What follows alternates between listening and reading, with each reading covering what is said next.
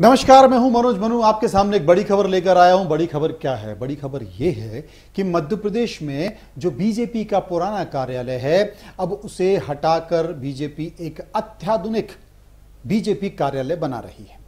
उसमें बहुत सारे कमरे होंगे, ठहरने की जगह होंगी, बहुत ही कह सकते हैं कि 5 स्टार ये होटल जैसा होगा, जैसा कि आपने दिल्ली में देखा है। दिल्ली में दीनदयाल मार्ग पर बीजेपी ने एक हाईटेक अपना राष्ट्रीय कार्यालय बनाया है। पहले ये अशोका रोड में था, वहां से शिफ्ट होकर वो दिल्ली में चला गया। कुछ ऐसा ही कार्यालय मध्य प्रदेश के भोपाल में बन रहा है।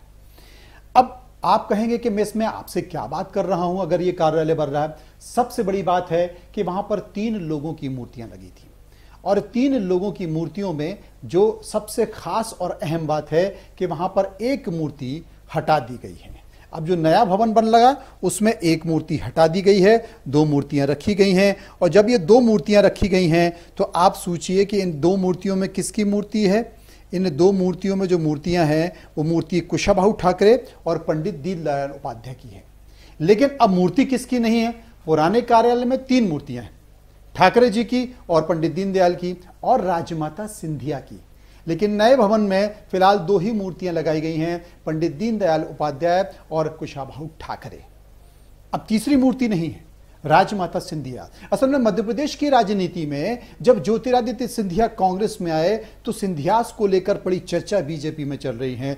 2 उनकी बेटी हैं, स्वर्गीय राजमाता सिंधिया जी की 2 बेटी, एक वसुंधरा राजे जो कि राजस्थान की मुख्यमंत्री होती रही हैं, फिलहाल वो पूर्व हैं, और वर्तमान में मध्य प्रदेश शिवराज मंत्रिमंडल में मंत्री, कैबिनेट मंत्री यशोधरा राजे सिंधिया। तो वो वसुंधरा राजे सिंधिया और ये यशोधरा राजे सिंधिया। तो यशोधरा राजे सिंधिया मंत्री हैं।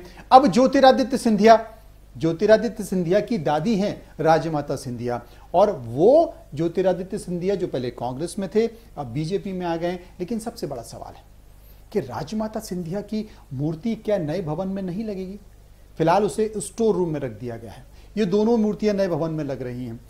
अब राजमाता सिंधिया कौन है? राजमाता सिंधिया वो हैं जब जनसंघ में थी तो जनसंघ को चलाने के लिए पैसा नहीं था, इस संगठन को चलाने के लिए पैसा नहीं था। तो पैसे की व्यवस्था किसने की? पैसे की व्यवस्था स्वर्गीय राजमाता सिंधिया ने की, और उन्होंने अपने खजाने, अपने महल के खजाने को यानी कि पैसे को खोल दिया और अपने ही पैसे से उन्होंने जनसंघ चलाया।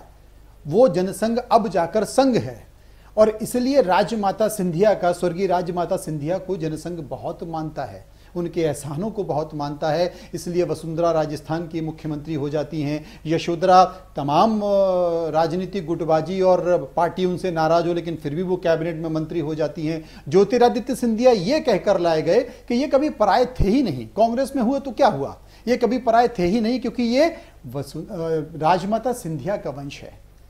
लेकिन राजमाता सिंधिया की अब मूर्ति हट रही है। हमने यशोधरा राजे सिंधिया से सवाल किया, हमने पूछा, तो उन्होंने कहा कि मुझे इसकी जानकारी नहीं है, और अगर वाकई ऐसा है तो मैं इस पर संगठन पे उच्च स्तर पर बात करूंगी। ये बात ठीक नहीं है। सबसे बड़ा सवाल, ये बड़ी खबर हम आपको दे रहे हैं, क्या बीजेपी बदल रही है? बीजेपी की विचारधारा बदल रही है, बीजेपी की सोच बदल रही है। फिलहाल 2 मूर्तियां पंडित दीनदयाल उपाध्याय और कुशाभाऊ ठाकरे की लग रही है, लेकिन राजमाता सिंधिया, स्वर्गीय राजमाता सिंधिया, जिन्होंने अपने पैसे से, अपने खजाने से जनसंघ को, संघ को पाला, उनकी मूर्ति स्टोर रूम में है, वो नहीं लग रही है। तस्वीरों के साथ हमने इस बात को खबर की है, आप तक पहुंचाइए। आप देखते रहिए इंडिया न्यूज।